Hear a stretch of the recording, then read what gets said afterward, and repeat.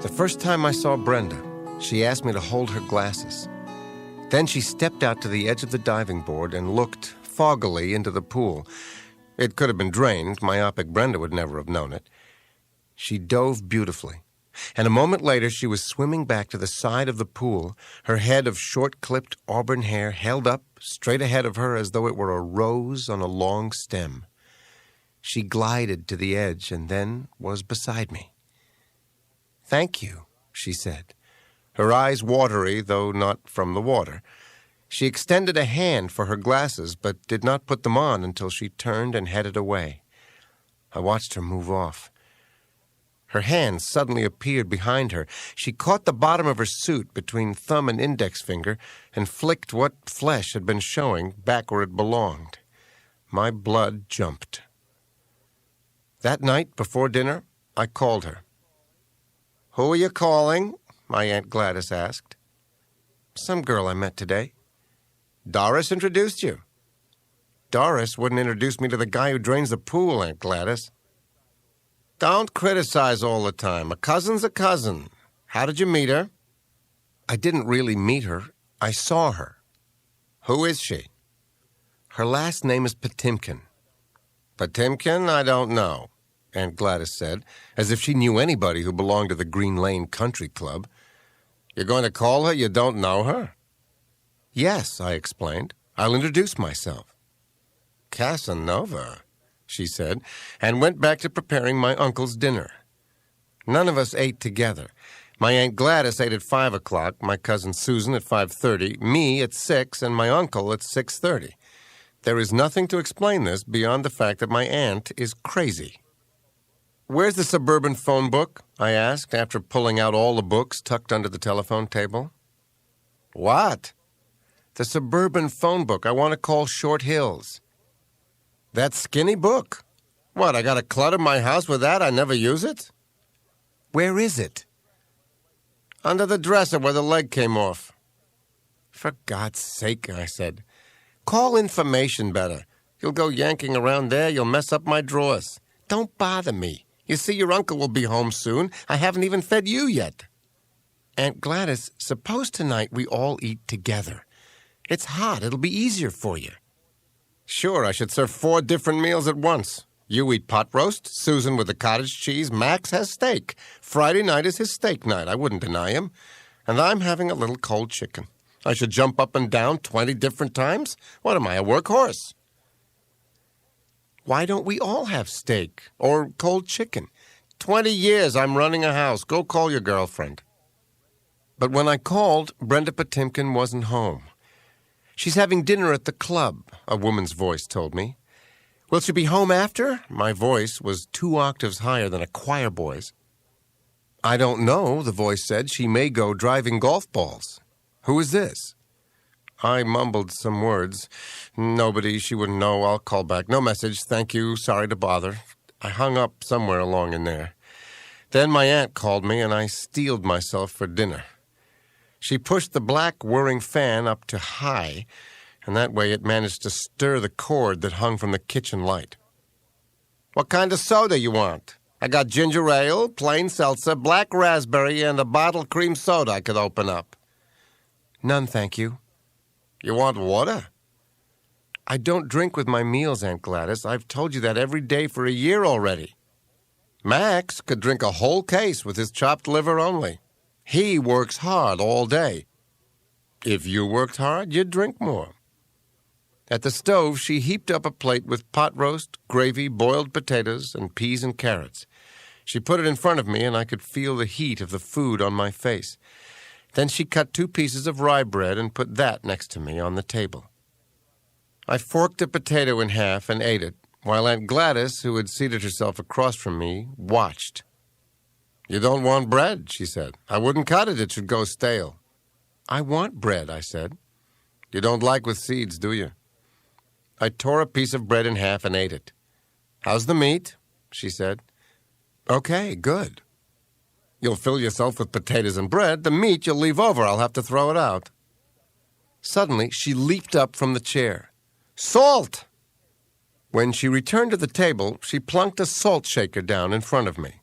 Pepper wasn't served in her home, She'd heard on Galen Drake that it was not absorbed by the body, and it was disturbing to Aunt Gladys to think that anything she served might pass through a gullet, stomach, and bowel just for the pleasure of the trip.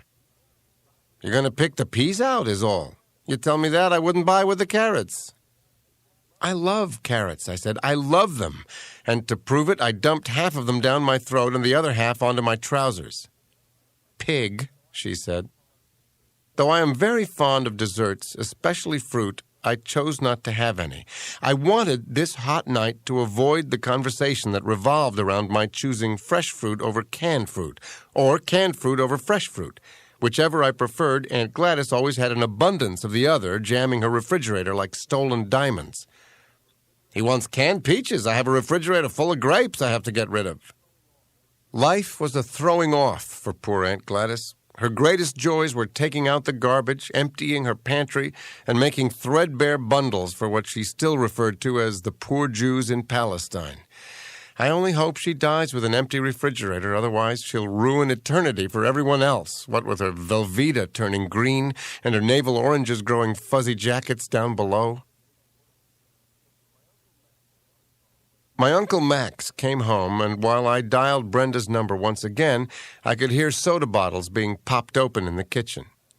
The voice that answered this time was high, curt, and tired. "Hello." I launched into my speech. "Hello, Brenda. Brenda, you don't know me. That is, you don't know my name, but I held your glasses for you this afternoon at the club. You asked me to... I'm not a member. My cousin Doris is Doris Klugman. I asked who you were." I breathed, gave her a chance to speak, and then went ahead and answered the silence on the other end. "Doris? She's the one who's always reading War and Peace. That's how I know it's the summer, when Doris is reading War and Peace." Brenda didn't laugh. Right from the start, she was a practical girl. "What's your name?" she said. "Neil Klugman. I held your glasses at the board, remember?" She answered me with a question of her own, one, I'm sure, that is an embarrassment to both the homely and the fair. "What do you look like?" "I'm dark." "Are you a Negro?" "No," I said. "What do you look like?" "May I come see you tonight and show you?" "That's nice," she laughed. "I'm playing tennis tonight. I thought you were driving golf balls." "I drove them already." "How about after tennis?" "I'll be sweaty after," Brenda said. It was not to warn me to clothespin my nose and run in the opposite direction. It was a fact. It apparently didn't bother Brenda, but she wanted it recorded. "I don't mind," I said, and hoped by my tone to earn a niche somewhere between the squeamish and the grubby. "Can I pick you up?" She did not answer a minute. I heard her muttering, "Doris Klugman, Doris Klugman." Then she said, "Yes, Briarpath Hills, 8:15. I'll be driving a..." I hung back with the year. "A tan Plymouth. So you'll know me." "How will I know you?" I said with a sly, awful laugh. "I'll be sweating," she said, and hung up. Once I'd driven out of Newark, past Irvington and the packed-in tangle of railroad crossings, switchman shacks, lumber yards, Dairy Queens, and used car lots, the night grew cooler. It was, in fact, as though the 180 feet that the suburbs rose in altitude above Newark brought one closer to heaven. For the sun itself became bigger, lower, and rounder, and soon I was driving past long lawns which seemed to be twirling water on themselves, and past houses where no one sat on stoops, where lights were on but no windows open, for those inside refusing to share the very texture of life with those of us outside, regulated with a dial the amounts of moisture that were allowed access to their skin. It was only 8 o'clock, and I did not want to be early, so I drove up and down the streets whose names were those of Eastern colleges, as though the township years ago, when things were named, had planned the destinies of the sons of its citizens. I thought of my Aunt Gladys and Uncle Max sharing a Mounds bar in the cindery darkness of their alley, on beach chairs, each cool breeze sweet to them as the promise of afterlife. and after a while I rolled onto the gravel roads of the small park where Brenda was playing tennis. Inside my glove compartment, it was as though the map of the city streets of Newark had metamorphosed into crickets, for those mile-long, tarry streets did not exist for me any longer, and the night noises sounded loud as the blood whacking at my temples. I parked the car under the black-green canopy of 3 oaks and walked towards the sound of the tennis balls. I heard an exasperated voice say, "Deuce again!" It was Brenda, and she sounded as though she was sweating considerably. I crackled slowly up the gravel and heard Brenda once more. "My ad." And then, just as I rounded the path, catching a cuffful of burrs, I heard, "Game." Her racket went spinning up in the air, and she caught it neatly as I came into sight. "Hello," I called. "Hello, Neil. One more game," she called. Brenda's words seemed to infuriate her opponent, a pretty, brown-haired girl, not quite so tall as Brenda, who stopped searching for the ball that had been driven past her and gave both Brenda and myself a dirty look. In a moment, I learned the reason why. Brenda was ahead 5-4, and her cocksureness about there being just 1 game remaining aroused enough anger in her opponent for the 2 of us to share. As it happened, Brenda finally won, though it took more games than she'd expected. The other girl, whose name sounded like Simp, seemed happy to end it at 6-all, but Brenda, shifting, running, up on her toes, would not stop, and finally all I could see moving in the darkness were her glasses, a glint of them, the clasp of her belt, her socks, her sneakers, and, on occasion, the ball. The darker it got, the more savagely did Brenda rush the net, which seemed curious, for I had noticed that earlier, in the light, she had stayed back. And even when she had to rush, after smashing back a lob, she didn't look entirely happy about being so close to her opponent's racket. Her passion for winning a point seemed outmatched by an even stronger passion for maintaining her beauty as it was. I suspected that the red print of a tennis ball on her cheek would pain her more than losing all the points in the world. Darkness pushed her in, however, and she stroked harder, and at last Simp seemed to be running on her ankles. When it was all over, Simp refused my offer of a ride home and indicated with a quality of speech borrowed from some old Katharine Hepburn movie that she could manage for herself. Apparently her manor lay no further than the nearest briar patch. She did not like me, and I her, though I worried it, I'm sure, more than she did. "Who is she?" "Laura Simpson Stolowich." "Why don't you call her Stolo?" I asked. "Simp is her Bennington name, the ass." "Is that where you go to school?" I asked. She was pushing her shirt up against her skin to dry the perspiration. "No, I go to school in Boston." I disliked her for the answer. Whenever anyone asks me where I went to school, I come right out with it. Newark Colleges of Rutgers University. I may say it a bit too ringingly, too fast, too up in the air, but I say it. For an instant, Brenda reminded me of the pug-nosed little bastards from Montclair who come down to the library during vacations. And while I stamp out their books, they stand around tugging their elephantine scarves until they hang to their ankles, hinting all the while at Boston and New Haven. "Boston University?" I asked, looking off at the trees. "Radcliffe." We were still standing on the court, bounded on all sides by white lines. Around the bushes back of the court, fireflies were cutting figure eights in the thorny-smelling air. And then, as the night suddenly came all the way in, the leaves on the trees shone for an instant, as though they'd just been rained upon. Brenda walked off the court, with me a step behind her.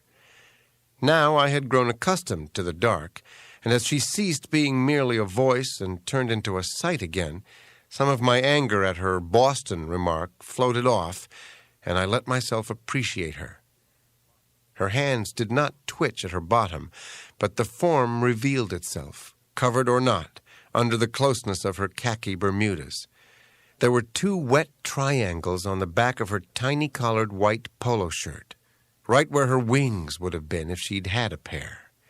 She wore, to complete the picture, a tartan belt, white socks, and white tennis sneakers. As she walked, she zipped the cover on her racket. "Are you anxious to get home?" I said. "No." "Let's sit here. It's pleasant." "Okay." We sat down on a bank of grass slanted enough for us to lean back without really leaning. From the angle, it seemed as though we were preparing to watch some celestial event, the christening of a new star, the inflation to full size of a half-ballooned moon. Brenda zipped and unzipped the cover while she spoke. For the first time, she seemed edgy. Her edginess coaxed mine back, and so we were ready now for what, magically, it seemed we might be able to get by without. A meeting. "What does your cousin Doris look like?" she asked. "She's dark." "Is she—" "No," I said. "She has freckles and dark hair, and she's very tall." "Where does she go to school?" "Northampton." She did not answer, and I don't know how much of what I meant she had understood. "I guess I don't know her," she said after a moment. "Is she a new member?" "I think so. They moved to Livingston only a couple of years ago." "Oh." No new star appeared, at least for the next 5 minutes. "Do you remember me from holding your glasses?" I said. "Now I do," she said. "Do you live in Livingston, too?" "No, Newark." "We lived in Newark when I was a baby," she offered. "Would you like to go home?" I was suddenly angry. "No. Let's walk, though." Brenda kicked a stone and walked a step ahead of me. "Why is it you rush the net only after dark?" I said. She turned to me and smiled. "You noticed? Old Simp the Simpleton doesn't." "Why do you?" "I don't like to be up too close unless I'm sure she won't return it." "Why?" "My nose." "What?" "I'm afraid of my nose. I had it bobbed." "What?" "I had my nose fixed." "What was the matter with it?" "It was bumpy." "A lot?" "No," she said. "I was pretty. Now I'm prettier. My brother's having his fixed in the fall." "Does he want to be prettier?" She didn't answer and walked ahead of me again. "I don't mean to sound facetious. I mean, why's he doing it?" "He wants to, unless he becomes a gym teacher, but he won't," she said. "We all look like my father." "Is he having his fixed?" "Why are you so nasty?" "I'm not. I'm sorry." My next question was prompted by a desire to sound interested and thereby regain civility. It didn't quite come out as I'd expected. I said it too loud. "How much does it cost?" Brenda waited a moment, but then she answered, $1,000, unless you go to a butcher." "Let me see if you got your money's worth." She turned again. She stood next to a bench and put the racket down on it. "If I let you kiss me, would you stop being nasty?" We had to take about too many steps to keep the approach from being awkward, but we pursued the impulse and kissed. I felt her hand on the back of my neck, and so I tugged her towards me, too violently perhaps, and slid my own hands across the side of her body and around to her back. I felt the wet spots on her shoulder blades, and beneath them, I'm sure of it, a faint fluttering, as though something stirred so deep in her breasts, so far back it could make itself felt through her shirt. It was like the fluttering of wings, tiny wings no bigger than her breasts. The smallness of the wings did not bother me. It would not take an eagle to carry me up those lousy 180 feet that make summer nights so much cooler in Short Hills than they are in Newark. The next day, I held Brenda's glasses for her once again, this time not as momentary servant, but as afternoon guest, or perhaps as both, which still was an improvement. She wore a black tank suit and went barefooted, And among the other women, with their Cuban heels and boned-up breasts, their knuckle-sized rings, their straw hats which resembled immense wicker pizza plates, and had been purchased, as I heard one deeply tanned woman rasp, "from the cutest little Schwarzer when we docked at Barbados." Brenda, among them, was elegantly simple, like a sailor's dream of a Polynesian maiden, albeit one with prescription sunglasses and the last name of Patimkin. She brought a little slurp of water with her when she crawled back towards the pool's edge, and at the edge she grabbed up with her hands and held my ankles, tightly and wet. "Come in," she said up to me, squinting. "We'll play." "Your glasses," I said. "Oh, break the goddamn things. I hate them." "Why don't you have your eyes fixed?" "There you go again." "I'm sorry," I said. "I'll give them to Doris." Doris, in the surprise of the summer, had gotten past Prince Andrei's departure from his wife, and now sat brooding, not, it turned out, over the lonely fate of poor Princess Liza, but at the skin which she had lately discovered to be peeling off her shoulders. "Would you watch Brenda's glasses?" I said. "Yes." She fluffed little scales of translucent flesh into the air. "Damn it." I handed her the glasses. "Well, for God's sake," she said, "I'm not going to hold them. Put them down. I'm not her slave." "You're a pain in the ass. You know that, Doris?" Sitting there, she looked a little like Laura Simpson Stolowich, who was, in fact, walking somewhere off at the far end of the pool, avoiding Brenda and me because, I like to think, of the defeat Brenda had handed her the night before. Or maybe, I didn't like to think, because of the strangeness of my presence. Regardless, Doris had to bear the weight of my indictment of both Simp and herself. "Thank you," she said, "after I invite you up for the day." "That was yesterday." "What about last year?" "That's right. Your mother told you last year, too. Invite Esther's boy so when he writes his parents they won't complain we didn't look after him. Every summer I get my day." "You should have gone with him. That's not our fault. You're not our charge." And when she said it, I could just tell it was something she'd heard at home, or received in a letter one Monday mail, after she'd returned to Northampton from Stowe or Dartmouth, or perhaps from that weekend when she'd taken a shower with her boyfriend in Lowell House. "Tell your father not to worry, Uncle Aaron, the sport.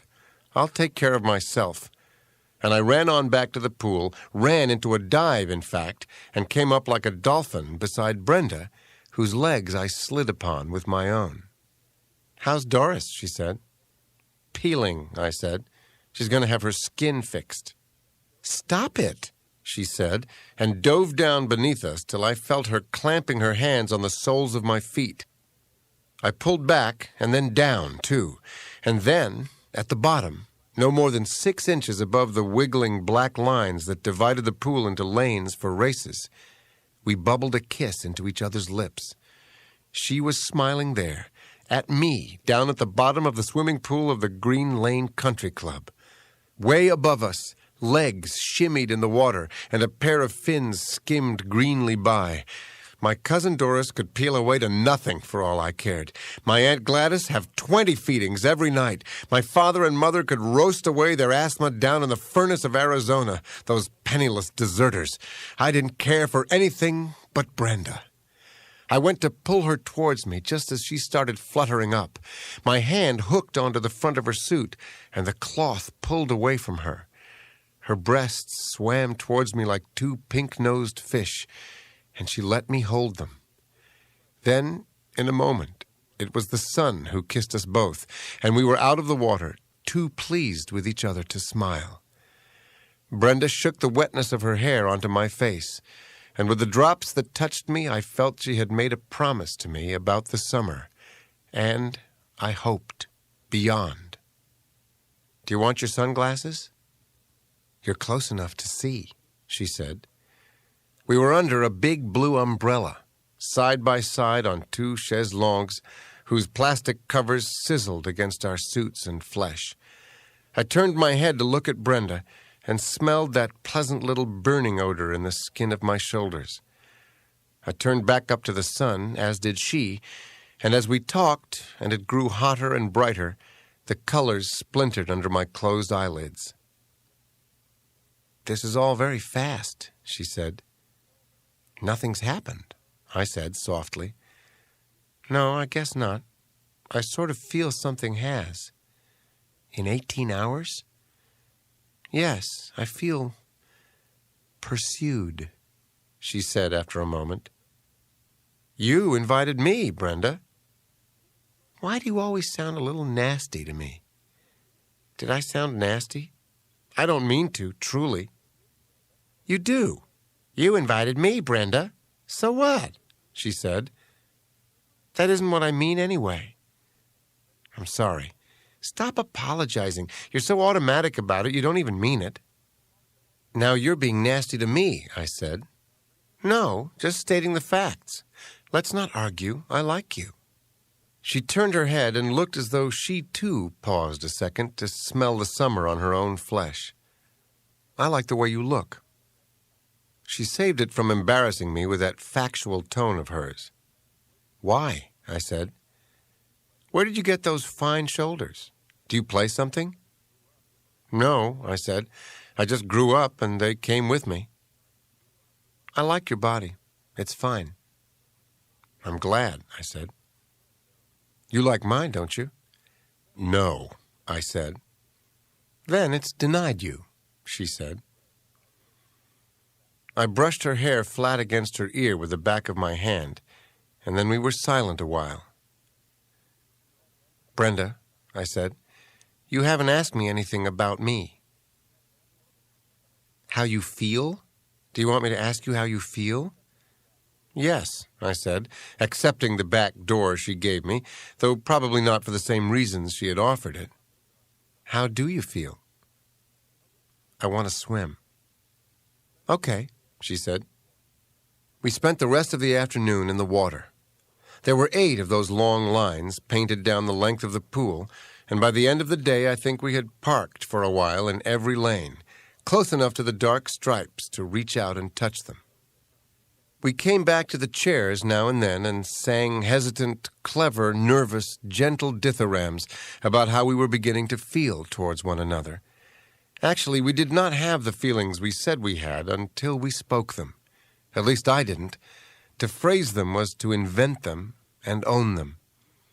We whipped our strangeness and newness into a froth that resembled love, and we dared not play too long with it, talk too much of it, or it would flatten and fizzle away.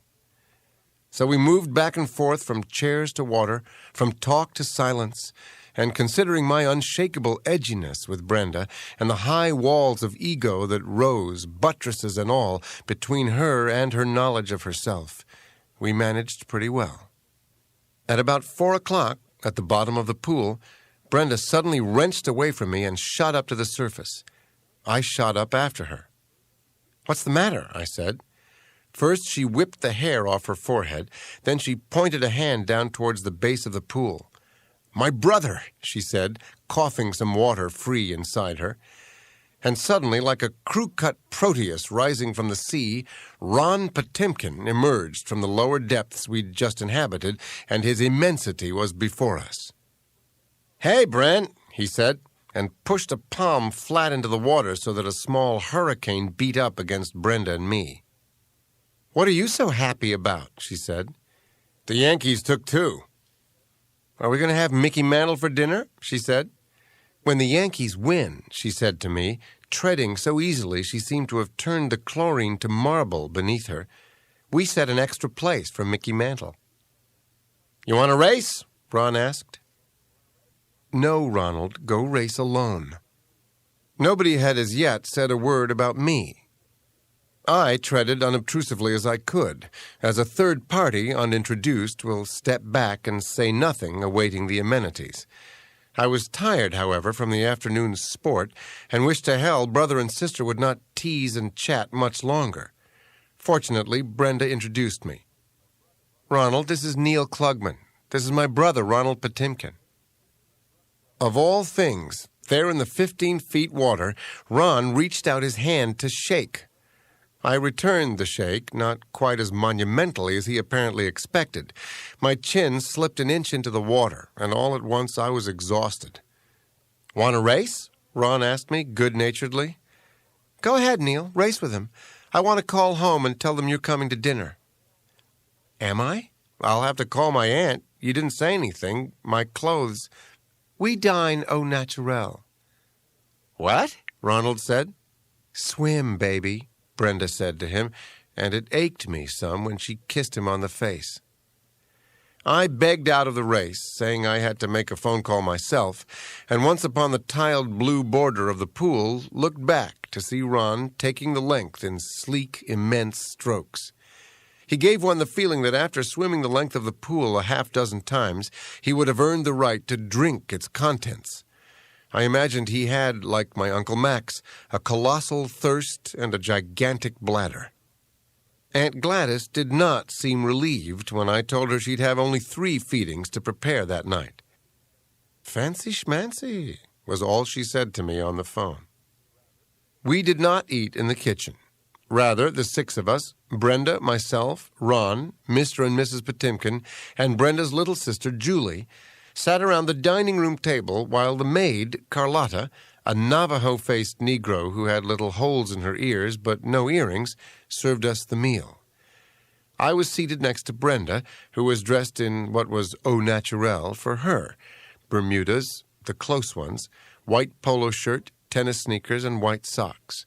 Across from me was Julie, 10, round-faced, bright, who before dinner, while the other little girls on the street had been playing with jacks and boys and each other, had been on the back lawn putting golf balls with her father. Mr. Patimkin reminded me of my father, except that when he spoke, he did not surround each syllable with a wheeze. He was tall, strong, ungrammatical, and a ferocious eater. When he attacked his salad, after drenching it in bottled French dressing, the veins swelled under the heavy skin of his forearm. He ate 3 helpings of salad. Ron had 4, Brenda and Julie had 2, and only Mrs. Patimkin and I had 1 each. I did not like Mrs. Patimkin, though she was certainly the handsomest of all of us at the table. She was disastrously polite to me, and with her purple eyes, her dark hair, and large, persuasive frame, she gave me the feeling of some captive beauty, some wild princess who has been tamed and made the servant to the king's daughter, who was Brenda. Outside, through the wide picture window, I could see the back lawn with its twin oak trees. I say oaks, though fancifully one might call them sporting goods trees. Beneath their branches, like fruit dropped from their limbs, were 2 irons, a golf ball, a tennis can, a baseball bat, basketball, a first baseman's glove, and what was apparently a riding crop. Further back, near the scrubs that bounded the Patimkin property, and in front of the small basketball court, a square red blanket with a white O stitched in the center looked to be on fire against the green grass.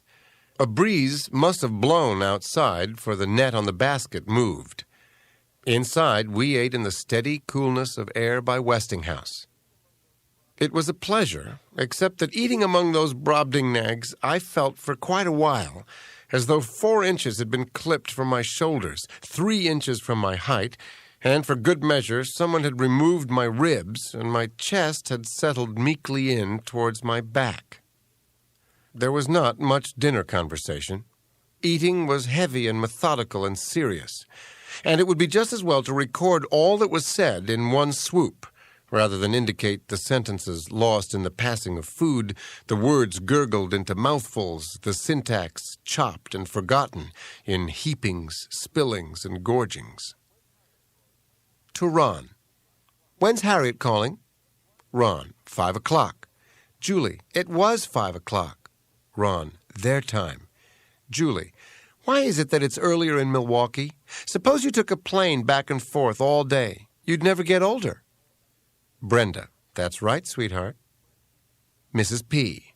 "What do you give the child misinformation for? Is that why she goes to school?" Brenda. "I don't know why she goes to school." Mr. P. lovingly. "College girl." Ron. Where's Carlotta? Carlotta! Mrs. P. Carlotta, give Ronald more. Carlotta, calling. More what? Ron, everything. Mr. P. Me too. Mrs. P. They'll have to roll you on the links. Mr. P. pulling his shirt up and slapping his black, curved belly. What are you talking about? Look at that.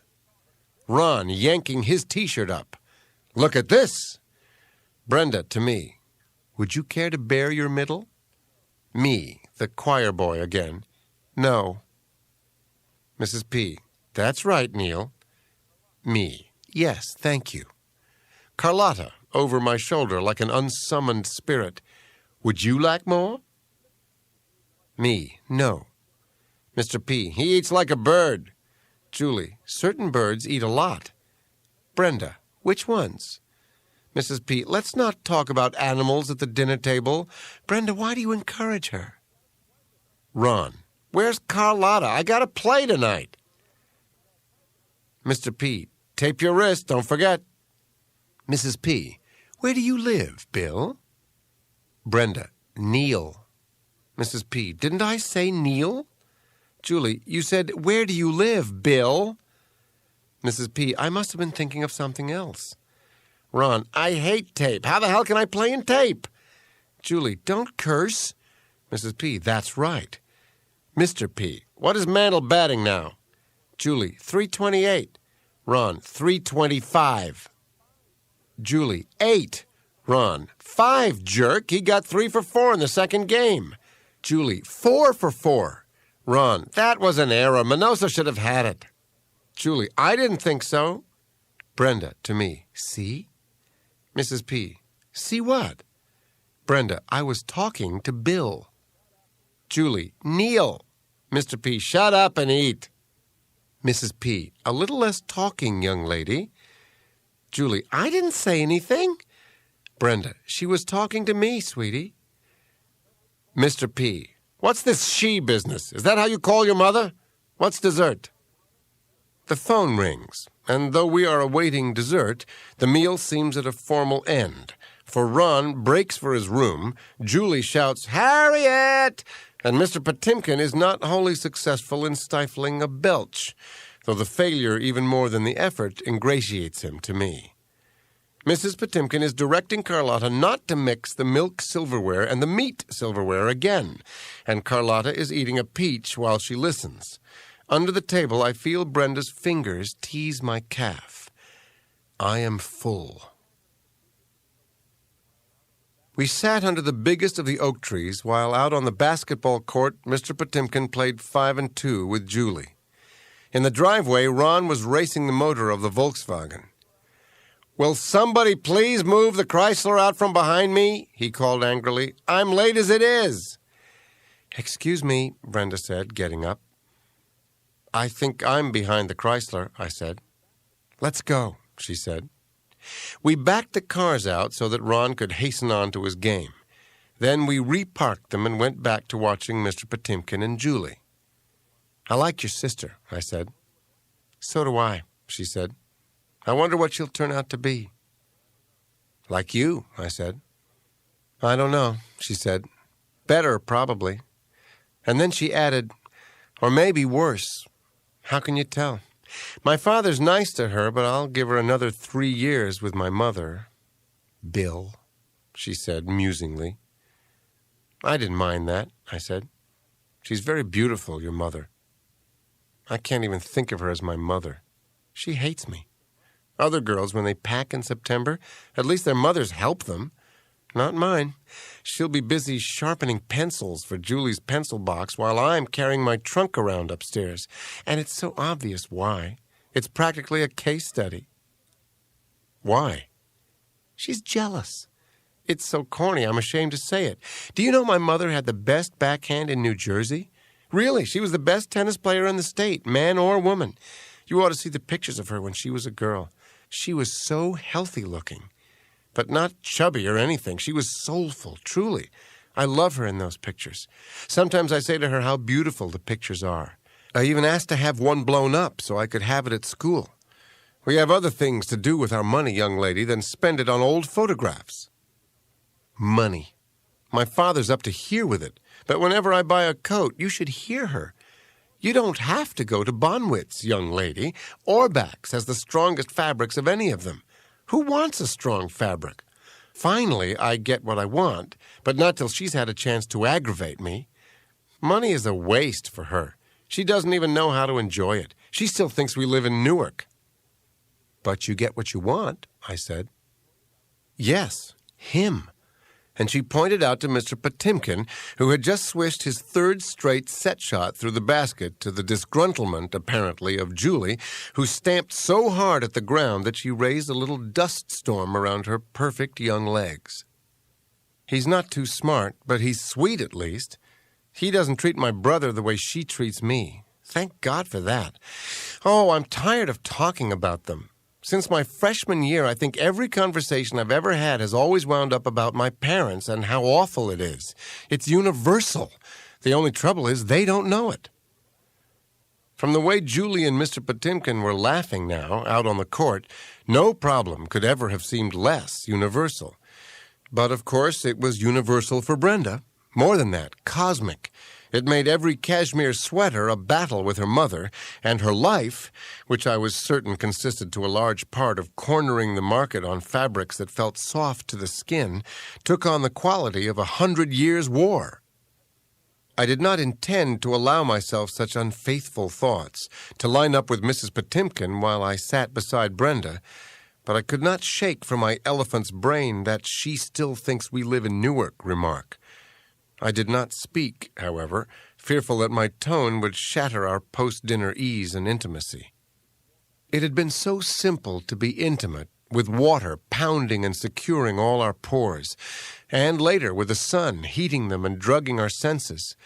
But now, in the shade in the open, cool and clothed on her own grounds, I did not want to voice a word that would lift the cover and reveal that hideous emotion I always felt for her, and is the underside of love. It will not always stay the underside, but I'm skipping ahead.